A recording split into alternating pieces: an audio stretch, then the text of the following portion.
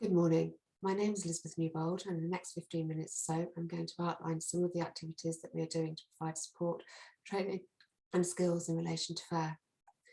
So due to the very nature of the FAIRsFAIR project, which is to supply practical solutions for the implementation of FAIR principles, support, training and skills are embedded in and across the different activities and work packages, where we're concentrating on three core areas: support for repositories and tools, which are aiming to make repositories ready for FAIR and to make FAIR assessment easier and build researchers' awareness through easy-to-use tools.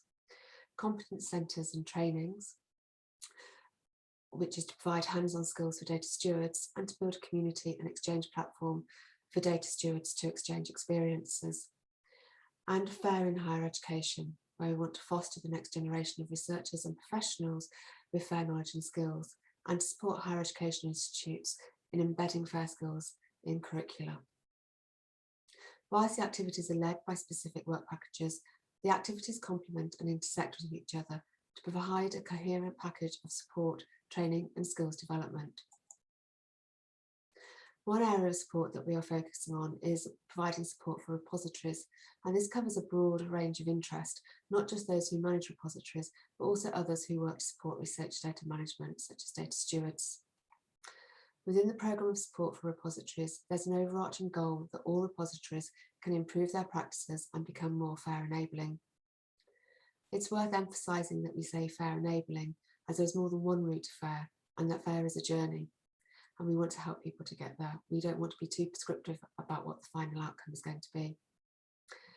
The proposed transition support programme for repositories is outlined in our deliverable, which is available on Zenodo, and is focusing on supporting FAIR data provision, improved handling and integration of metadata, and an increased emphasis on data stewardship. The report pulls together recommendations from across the project and sets out how they are being or could be supported. Some examples of this include trustworthy repository certification support, which Ilona has outlined earlier. There were 10 repositories selected following an open call, and they've been receiving dedicated support throughout the programme. Other areas look at improving the findability of repositories and the use of tools like Fuji. Again, this has already been mentioned, and the FAIRsFAIR tool, which I will say more about in a moment. An example of how the work can provide support to researchers as well as repositories is the Repository Finder tool. And this is developing a registry for FAIR enabling repositories by extending the Re3 Data Repository Finder tool. This will provide support to researchers who use the tool to locate repositories through improvements to the descriptions of the repository metadata. If you look at the Repository Finder tool, just here you can see that you can limit a search to the repositories that meet the criteria that have been set out in the FAIRS project. The FAIRsFAIR tool has been developed to help with human understanding and assessment of data sets in repositories and is aimed at researchers and data stewards. The tool isn't designed to give a score for the fairness of specific data sets, but by guiding someone through the assessment process, the tool helps to better understand the FAIR principles. So the slide's a little bit blurry, but each question has contextualised information to help explain the question. And depending on the answer to the question that you provide, you will either, if you answer no, get the help screen pop up to tell you what this question is about and providing some context.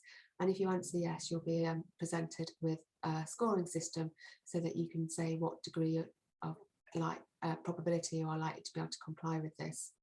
So in this way, the tool can also be used in training activities as a way of promoting the FAIR principles with real life examples and providing some much needed context, as often people can find training can be a little bit abstract and it isn't easy to apply to their own experiences. Hopefully using this tool can bridge some of that gap. So the tool has been tested, it's available for use and undergoing further development, so have a look and give some feedback.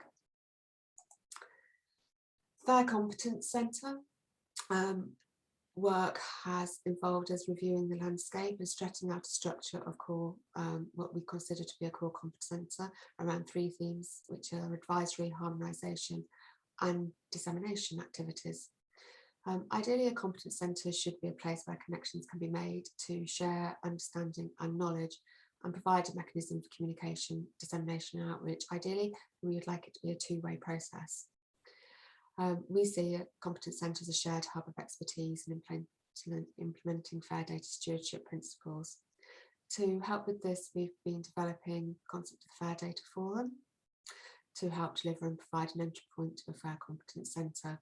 We're still developing this, but so far I've used it to support some data stewardship training and events, and ideally it will be to signpost people to resources and tools to support FAIR, and will be a place where people can interchange and exchange ideas with each other and ask for advice.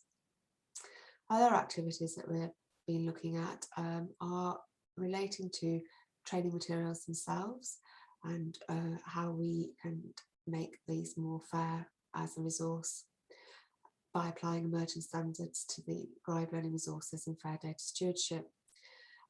As identified in the work of the Secretariat and their working groups, there's a real fragmentation in training resources, and the quality and fairness of training and learning resources remains a challenge.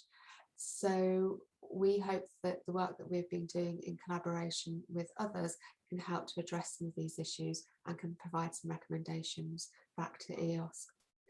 And we've been looking at what is required around terminology, and within this work we are supporting the terms of fair skills and using training materials developed as part of the data stewardship training strand of our work as a use case for developing this terminology, by trying to apply the vocabulary that's been developed in that project against our materials. So we've done this by supporting a workshop, taking part in some hackathons to apply this nascent terminology to the materials, and feeding back where it's unclear, where the links aren't available, if the vocabulary is too complicated or isn't rich enough. We're also working alongside the Research Data Alliance Interest Group on education, training on handling research data. And here we are looking at defining a minimal set of metadata in the first instance, taking account of different use cases for learners, training providers and service providers. It's really key that if we can all describe our training materials in a similar way, then there's more chance of them being findable and discoverable and reusable for others. The training for data stewards and data stewardships activities have been centred around 3 interrelated activities.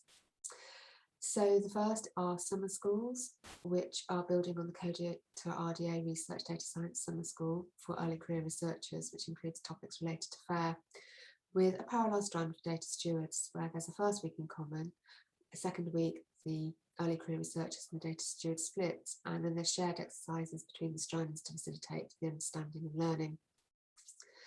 This activity took place in 2019, and the plan was to continue doing this in 2020 and 2021. However, we have had to change our plans around this, which I'll explain in a moment. And we also are looking at the trainer events for data stewards and franchised events where local hosts could take the materials and develop their own activities. The challenges we've had around these activities have really been due to the impact of COVID-19 on planning and delivering in-person events. So we've had to rethink how we are going to deliver training, and I'm sure that many other people in the audience have had to do that as well. So the summer school became a virtual event for alumni of previous schools, and some of the elements were related to FAIR. And we rethought the trainer activities. And when you're rethinking things, it's more than just delivering and doing it on Zoom. You have to actually rethink the whole approach. You can't take what was being a 2-week in-person course and just say, oh, we'll put it in a Zoom meeting. So we've had to rethink the structure, and we tried to deliver this in more of a flipped learning style, where materials are available in advance and then instructors and trainees come together to discuss the activities and the materials, rather than a more traditional, I suppose, classroom style approach. So the courses have been developed in conjunction with local hosts, with topics selected from a core list. In November and December last year, we have piloted this approach with 2 different universities, one in the University of Manchester and the other in the University of Costa Rica. So although there's been challenges with having to rethink the courses, it actually has been quite helpful, because obviously one of the issues you need to address with training is how do you make training fit for purpose for multiple audiences, and how do you make it scalable? You know, often training materials need repurposing for a particular audience, either to account for a different language or cultural environment, which is what we find with working with colleagues in Costa Rica. Some things, terminology just doesn't equate and translate in a meaningful way for a different working environment. And you also have to take account of the context and working environment. So the maturity of research data management activities in a particular discipline or an organisation. And some topics just don't translate well to a different working environment, particularly things like legal issues, because they need to be based on the jurisdiction that somebody is working on. So in that instance, you're sort of saying these are the elements to include in a course, rather than these are the materials to put into a course. The other thing, that takeaway message, is that case study examples need to be wide-ranging. And often we focus on best practice of a discipline or an organisation when presenting examples and case studies, but these aren't always easy for other people to relate to, and that you need a wider range of examples covering different maturity of an organisation. If you only ever present an ideal or the best practice, it can be quite off-putting to people who aren't on that trajectory and are earlier on in their research data management and FAIR journey, and you basically want to be able to show incremental steps or what something might look like, rather than this is the only solution or the perfect solution. So having had to rethink the courses, it's been actually very beneficial. In work package 7, we're concentrating mostly on FAIR in higher education, and this is about the inclusion of FAIR and research data management skills within higher education programmes. So mainly within bachelor, master and doctoral programmes.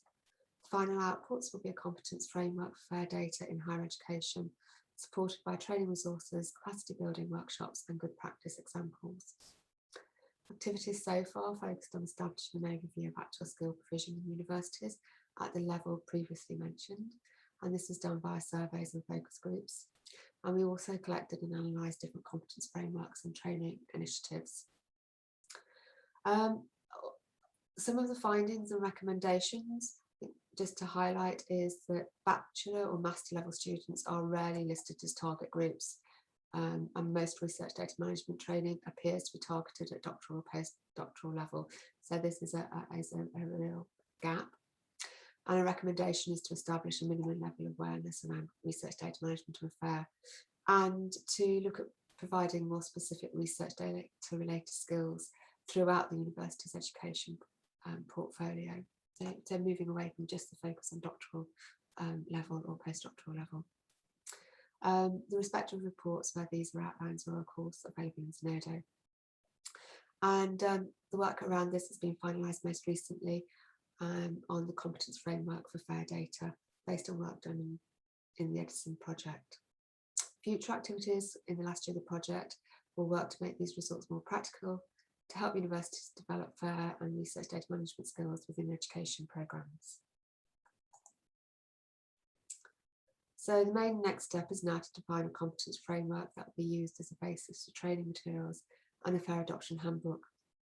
So firstly, on the left of the screen, we defined the principles and scope used within a higher education context linked to methodology within higher education, considered the job market, demand and with an evidence base, and linked with other standards, frameworks and resources such as Edison, and considering data management as part of data science professional family. Practical steps that we've done, and we've tried to visualise this on the right of the screen. So again, analyse the job market, what knowledge, competence and experience is usually asked for. Map the other frameworks and resources as to where they provide relevant input, for example, definition of skills and competences, but also possible learning outcomes, and use the Edison framework as a basis to further define FAIR data competence groups. This has all been finalised within the report, which is available in Zenodo. Now working on using it as a basis for model curricula and courses within the next activities, and this will include a book sprint and several workshops to build capacities within universities. And as I said, that's just a quick run through of some of the activities which we have been doing. There's more work to come with some more workshops for higher education and curricular development, as I said, including a book sprint, so do look out for that. We're looking at Competence Centre, expanding the content and usage beyond our initial use group of users, and obviously ongoing development of training activities and continued contribution to emerging standards. And finally, but certainly not least, do try the FAIRsFAIR tool. Thank you.